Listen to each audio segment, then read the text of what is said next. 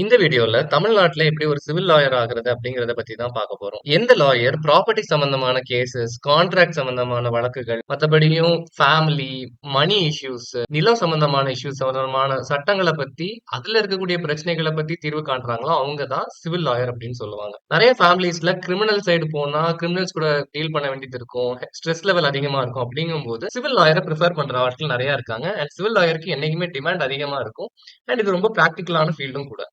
So நீங்க 12th முடிச்ச உடனே எந்த ஸ்ட்ரீம்னாலும் நீங்க சூஸ் பண்ணிருக்கலாம். ஆனா மினிமம் 45 to 50% மார்க் இருக்கணும். நீங்க நேஷனல் லா யூனிவர்சிட்டி போறீங்கன்னா நீங்க கண்டிப்பா கிளாட் முடிச்சிருக்கணும்.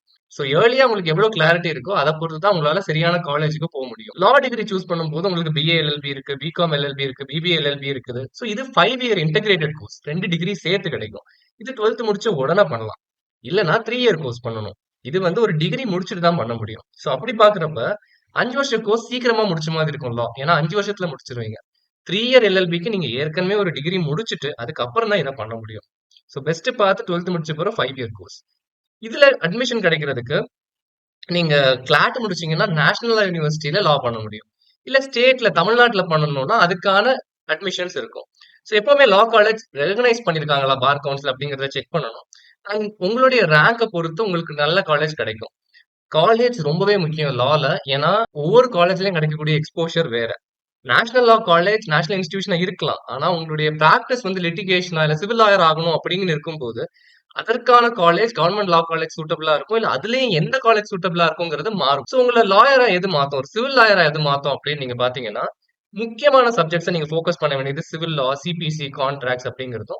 இன்டர்ன்ஷிப்ஸ் ரொம்ப முக்கியம். சிவில் லாயர் இன்டர்ன்ஷிப் பண்ணணும். எந்த மாதிரி சிவில் இஷ்யூஸ்ல நீங்க இன்டர்ன்ஷிப்ஸ் பண்ணணும், செகண்ட் இயர், தேர்ட் இயர்ல அதை எப்படி பிளான் பண்ணணும் அப்படிங்கிறதுலாம் ரொம்பவே முக்கியம். ஸோ லா ஃபீல்ட பத்தி சொல்ல போனா அது ரொம்பவே காம்படிட்டிவான ஃபீல்டு. இன்கம் வந்து இனிஷியலா கம்மியா தான் இருக்கும். மத்தபடியும் இனிஷியலாவே சில லா ஃபீல்ட்ஸ்ல இன்கம் அதிகமாகவும் இருக்குது. நாங்க வந்து ஜுஜேவால இருந்து பண்ண கெரியர் ரிப்போர்ட்ல நாங்க லா கெரியர் ரிப்போர்ட்ல என்ன கண்டுபிடிச்சோம்னா சில நீஷ் ஃபீல்ட்ஸ்ல மட்டும் லால இனிஷியலாவே அதிக இன்கம் இருக்குது. அதுக்கப்புறமும் இன்கம் அதிகமா இருக்குது. அந்த ரிப்போர்ட் வேணும்னா வாட்ஸ்அப் நம்பருக்கு மெசேஜ் பண்ணுங்க. ஸோ growth வந்து 3 to 5 years கன்சிஸ்டன்டா எஃபோர்ட் போடணும்.